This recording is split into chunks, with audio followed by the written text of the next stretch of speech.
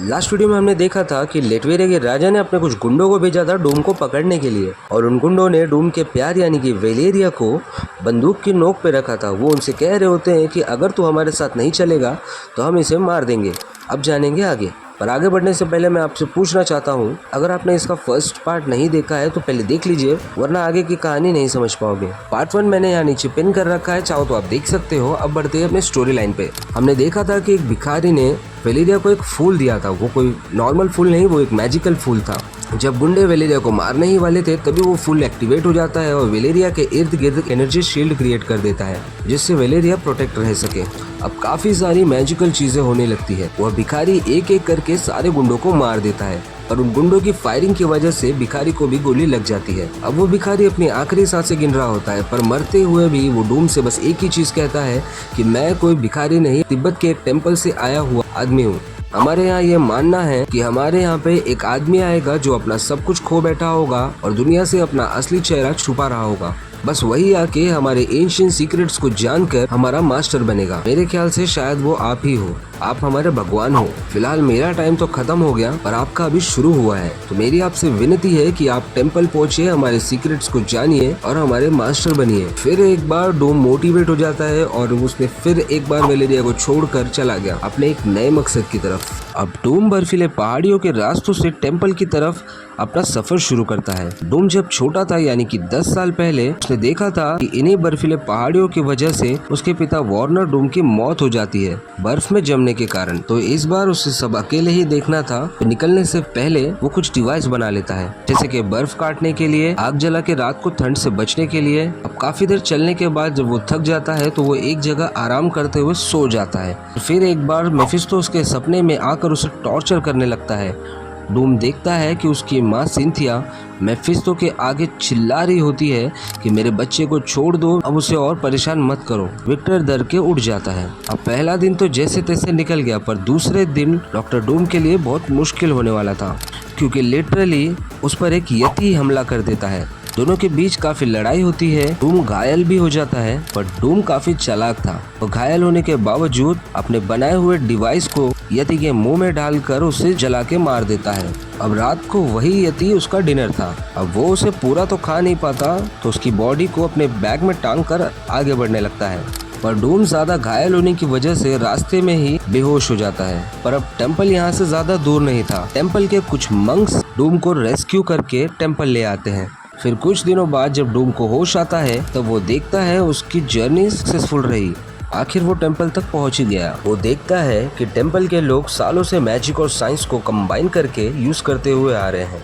वहाँ ऐसे ऐसे डिवाइस थे जो नॉर्मल लोगों के सोच से परे थी।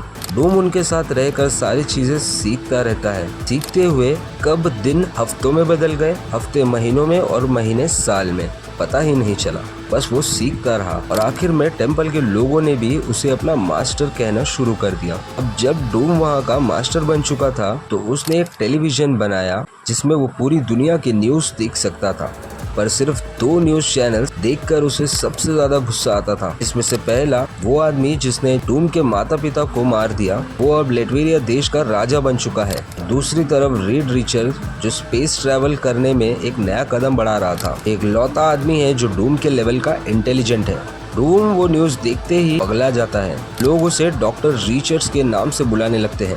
ये सुन के तो डूम और ज्यादा जलने लगता है। डूम को लगता है कि जो उसने डिवाइस बनाया था मेफिस्टो के डिमेंशन में जाने के लिए, उसमें रिचर्ड ने ही कुछ गड़बड़ कर दी होगी, इसी वजह से वहाँ इतना बड़ा ब्लास्ट हुआ। आज मैंने अपना चेहरा खो दिया। डूम के मन में रीड के लिए नफरत पैदा हो गई थी। वो अपने सारे मंक्स को भी बोलता है कि अब से वो लोग मुझे डॉक्टर डूम के नाम से बुलाएंगे। देख रहे हो, नाम भी जेलसी से बना है। तो इस तरह से विक्टर डूम को नाम मिला डॉक्टर डूम का। आज भी डूम जब भी सोता है उसे सपने सताते हैं।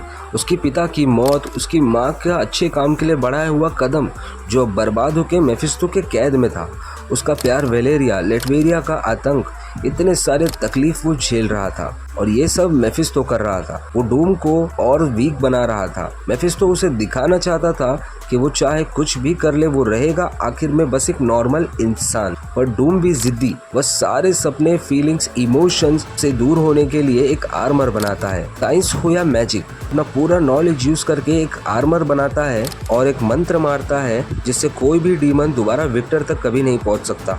और सब चीजों के बाद इस पूरे आर्मर को कंप्लीट करता है एक मास्क, जिसे पहनकर डूम बोलता है, मैं कोई छोटा मोटा विक्टर नहीं रहा, अब मैं बन चुका हूँ डॉक्टर डूम। डूम अब रेडी था बदला लेने के लिए। वो अपने फेवरेट मंक लैरिन को लेके अपने बनाए हुए डिवाइस में बैठ के सीधा लेटवेरिया आता है। आते आते ही उसने गांव वालों के सामने राजा के कुछ गुंडों को जान से मार दिया और गांव वालों से कहता है, मैं बहुत जल्द यहाँ के जुल्मी राजा को भी जान से मार दूंगा। डूम चाहता तो वो डायरेक्टली जाकर महल में घुसकर राजा को जान से मार देता, पर उसमें मजा कहाँ। वो तो चाहता था कि राजा के लिए पहले डर का माहौल बन जाए, कि राजा सोच सोच के तड़पे कि अब क्या होने वाला है, अब आगे डूम किस तरह से हमला करेगा। अब डूम अपना बेस बनाता है वीरान गांव के एक कैसल में, जहां अब कोई नहीं रहता। ये वही गांव है जहां सालों पहले डूम की माँ सिंथिया के मेफिस्टो की डील की वजह से मेफिस्टो ने एक रात में यहाँ के सारे बच्चों को जान से मार दिया।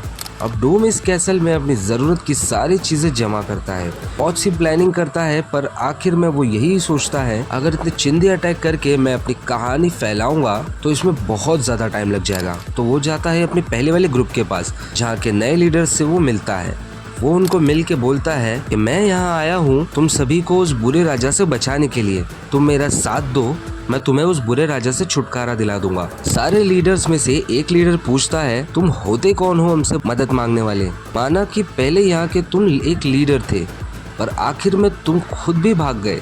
तुम्हारी बातों से तो लगता है कि तुम उसे मारकर खुद ही राजा बन जाओगे, तो हम फ्री कैसे होंगे? डूम इतना सुनते ही सबके सामने उसे जान से मार देता है।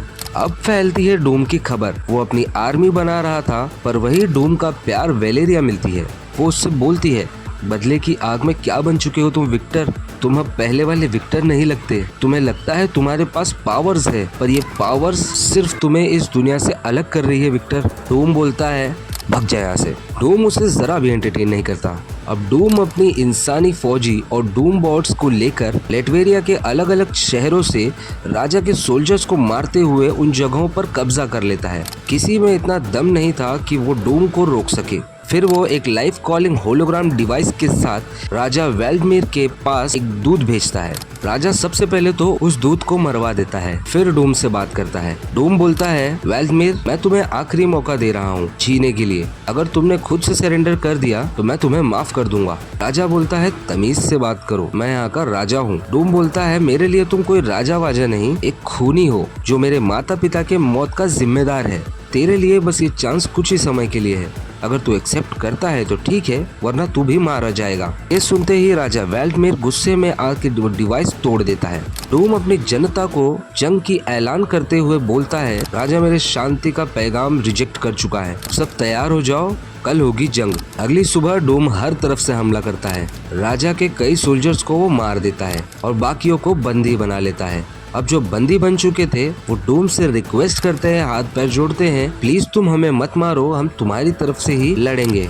ऐसे करते करते धीरे धीरे डूम की आर्मी बहुत बड़ी हो जाती है और जब डूम अपनी इतनी बड़ी आर्मी लेके राजा के कैसल तक पहुंचता है, राजा की वहीं फट जाती है। राजा की आर्मी और डूम की आर्मी आमने सामने होते हैं। दोनों की आर्मी बस एक सिग्नल का इंतजार कर रही होती है कि कब ये जंग शुरू हो जाए। राजा के सेनापति ने भी अपनी आर्मी को बचाने के लिए सबको ऑर्डर्स दे रखा होता है कि कोई नहीं हिलेगा। अब उस पूरे जंग के मैदान में सिर्फ एक इंसान की मूवमेंट होती है, वो था डॉक्टर डूम।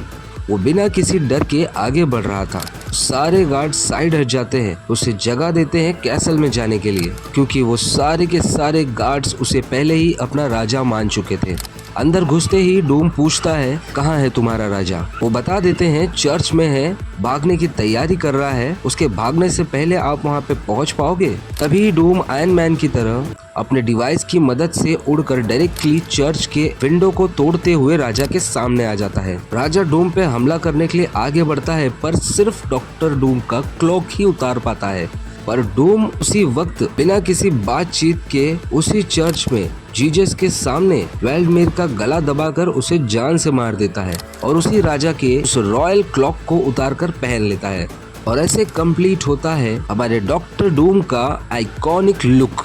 उसके बाद उसने लेटवेरिया का भी लुक बदल दिया। इतने बिछड़े हुए देश को बहुत ही ज्यादा डेवलप करके उस शहर को कैपिटल बना दिया। अब तक डूम सिर्फ यहाँ का राजा बन के अपने माता पिता के मौत का बदला ले रहा था, और अभी तो बहुत कुछ बाकी है। मेफिस्टो से अपनी माँ के सोल को रिलीज करना था, रीड रिचर्ड्स को टक्कर देके उससे ज्यादा स्मार्टेस्ट बनना था, और सिर्फ इसी दुनिया का नहीं बल्कि मल्टीवर्स के हर दुनिया के राजा बन के टोटली गॉड बनना था। इस पे भी आगे वीडियो जल्दी आएगी, तब तक बने रहिए 21 मार्वल्स के साथ।